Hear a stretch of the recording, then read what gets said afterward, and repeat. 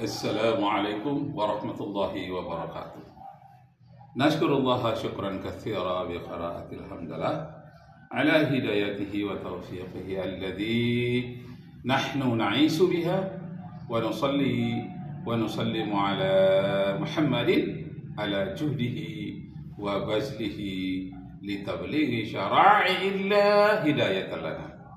Bapak Ibu saudara-saudara sekalian, pada hari ini kita akan membahas tentang perbandingan ideologi, perbandingan agama, dan perbandingan filsafat. Ada namanya filsafat trilogi ketuhanan. Filsafat trilogi ketuhanan ini dapat kita baca di dalam buku-buku salafi yang ditulis oleh banyak para ilmuwan, yakni triloginya itu tentang rububiyah, tentang uluhiyah, asma wa sifat. Sedangkan trilogi ilmu ketuhanan di dalam agama Nasrani itu disebut dengan Allah Bapa, Putra, dan Roh Kudus. Kemudian trilogi di dalam ilmu perbandingan agama bahagian agama Hindu disebut dengan Trimurti. Apa itu Trimurti? Brahma, Siwa, dan Wisnu.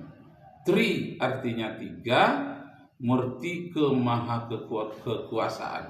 Jadi ada tiga kekuasaan.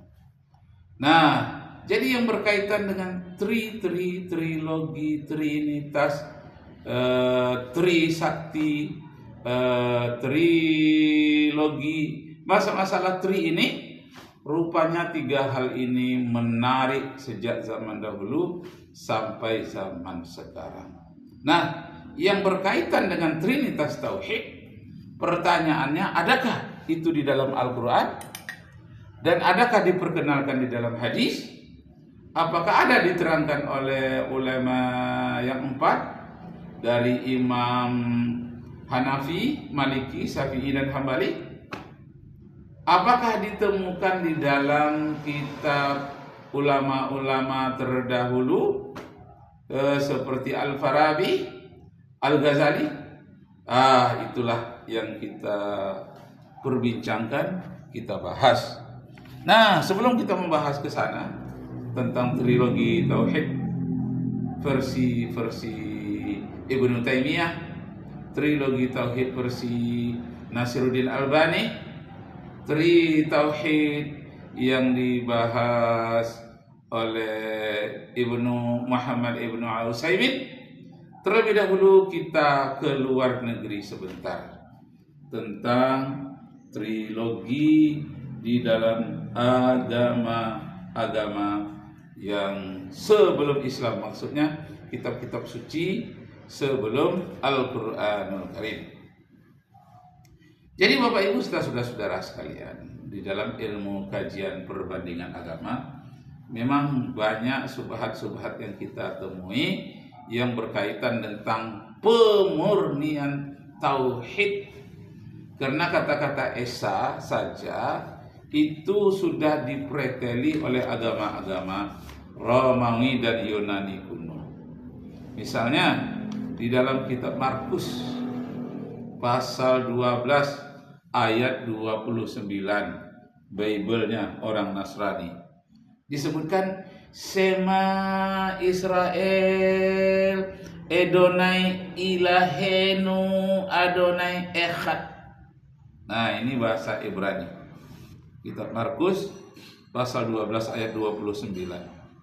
Sema Israel Adonai Ilahanu Adonai Echad. Hei orang-orang Israel, katakanlah bahwa Tuhanmu Adonai itu adalah Allah yang satu, Tuhan yang satu. Akan tetapi kata-kata ehad ini sekarang ini sudah berkembang dan dikembangkan orang dengan berbagai versi. Adonai Ehad itu. Ehad itu artinya tunggal, esa, ahad, ahadun. Di dalam bahasa Arab, qul huwallahu ahad, Allahus somad, lam yalid wa lam yulad wa lam yakul lahu kufuwan ahad. Say, Allah one and only. Allah the eternal absolute. He begetted not, and nor is he begotten. Nah, qul huwallahu ahad. Say, Allah one and only. Allahus somad. Allah the eternal absolute.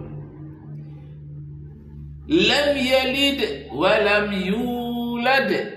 He begetted not, and nor is he begotten. He begetted not, dia tidak melahirkan, and nor is he begotten, dan dia tidak pula melahirkan, tidak dilahirkan dan tidak melahirkan. Walam yakun lahu kufuwan ahad, and none like unto him. Tidak ada suatu apapun yang setara dengan dia.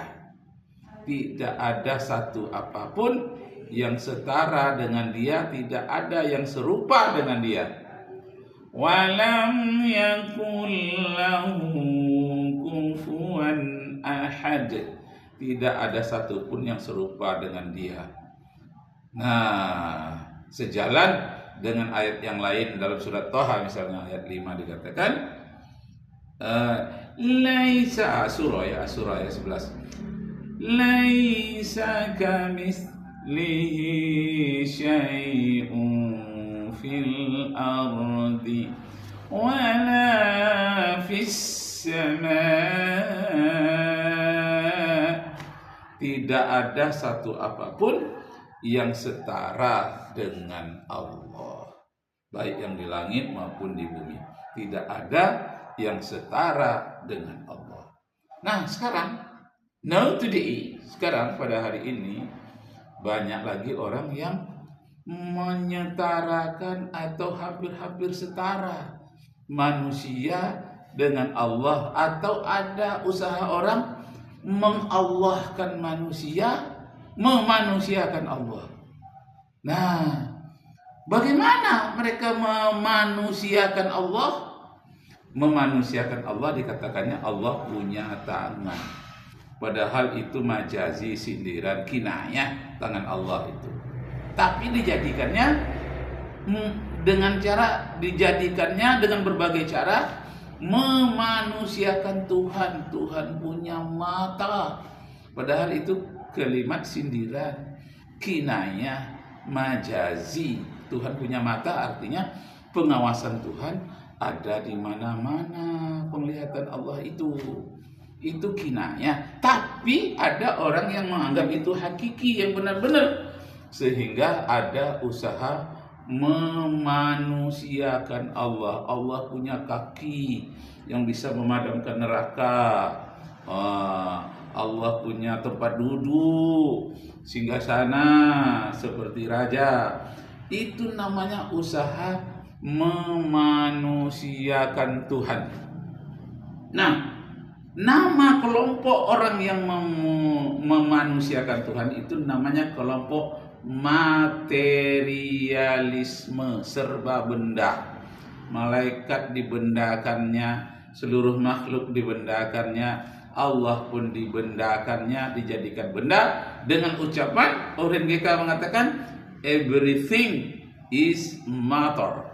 No one, no something without matter.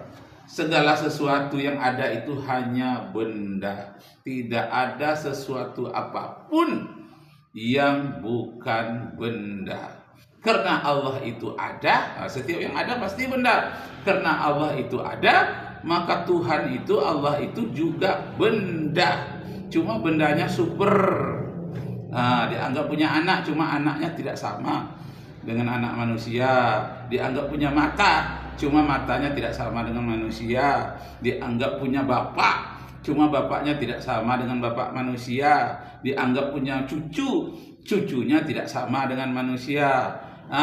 Ini namanya usaha mujassimah. Mujassimah itu kata lain dari materialisme. Mujassimah itu artinya bertubuh. Allah itu bertubuh, Tuhan bertubuh katanya. Padahal ayat Al-Quran jelas mengatakan laisa kamitslihi syai'un fil ardh wala fis sama. Tidak ada suatu apapun yang serupa dengan Allah baik di langit maupun di bumi. Iya, karena kan dia punya tangan, punya mata, tapi tak serupa dengan tangan manusia. Iya, dia ada kan punya tangan itu sudah serupa, walaupun bentuknya berlain-lain. Nah, padahal itu kata kiasan, kata kinayah, kata majazi. Kalau ayatnya disebut ayat mutasyabihat. Karena ayatnya mengatakan Ar-Rahman 'alal 'arsy istawa. Tuhan itu di atas aras. Di atas itu ala itu bukan artinya di atas, terhadap. Sama dengan kutiba alaikumusiyam, diwajibkan atas kamu berpuasa. Bukan di atas kepala kita diwajibkan berpuasa, enggak, terhadapmu wajib berpuasa. Jadi Allah ala arsy istawa, terhadap aras Allah berkuasa. Murid atas murid wajib membayar SPP, terhadap murid wajib bayar SPP, bukan di atas murid.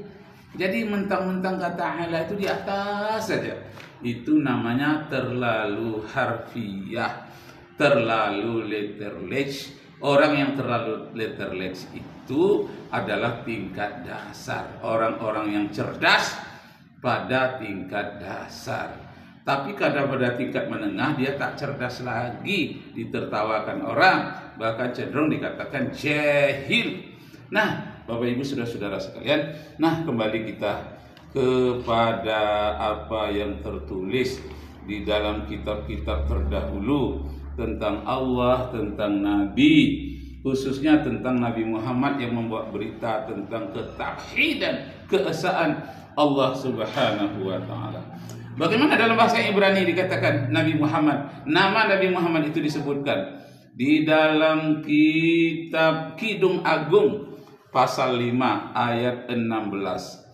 Hikam takim wi kullu Muhammadin zedodeh wa zar'i baina Yerusalem.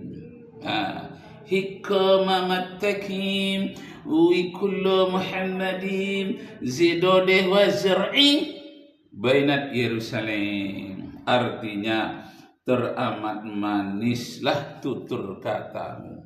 Nah, jadi indah, manis tutur katamu. Dia adalah Muhammad. Nah, di dalam bahasa Ibrani Muhammadin artinya Muhammad yang terpuji.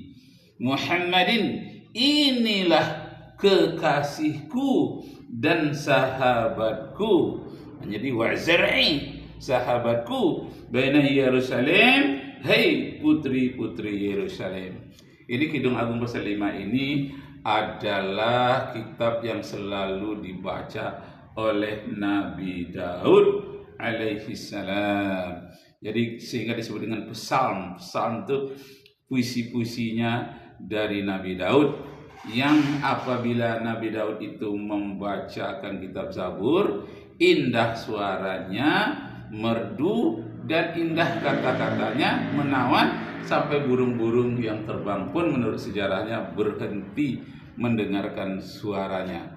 Manusia yang mengerti, dia berhenti pula. Bahkan katanya besi menjadi lunak sehingga mudah membuat keris dan pedang sambil membaca ayat-ayat di dalam Zabur. Nah, begitu menurut buku yang kita baca. Nah, kemudian Bapak Ibu saudara-saudara sekalian, tentang Allah ada di mana-mana. Ini ke ayat mutasawihat, majazi, kinayah. Yang dimaksud dengan Allah ada di mana-mana, ilmu Allah ada di mana-mana, pengawasan Allah ada di mana-mana, bukan fisik Allah. Ayat ini majazi, bukan hakiki. Disebutkan di dalam Al-Quran surat Al-Hadid ayat yang keempat. Walillahil masyriqu wal maghribu fa aynama tuwallu fa thamma wajhullah.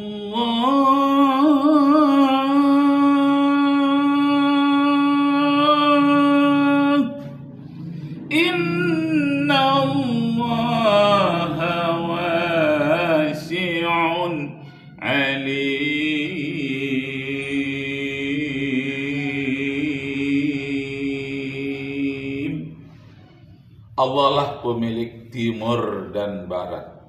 Kemanapun kamu menghadap, di sana ada wajah Allah. Sesungguhnya Allah maha luas karunia-Nya, dan maha mengetahui apapun.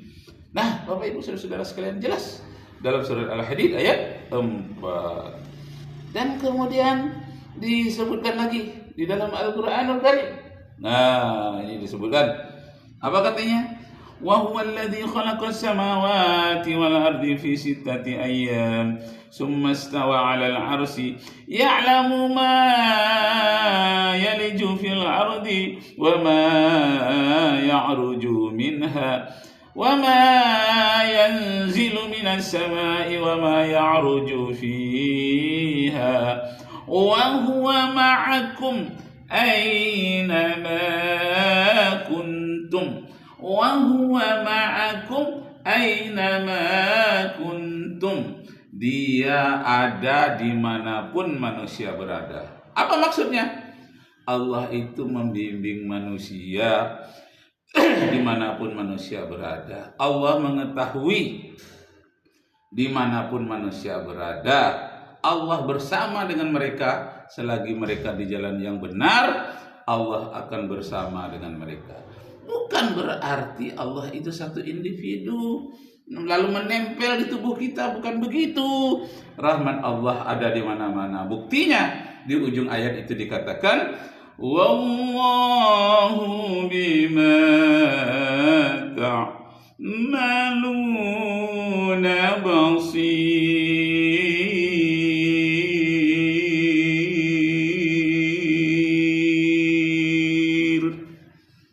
Dan Allah mengetahui, basir lagi maha melihat. Bima ta'maluna, apa saja yang kamu kerjakan, basirun, dilihat oleh Allah. Nah, panjang masalahnya Bapak Ibu saudara sekalian.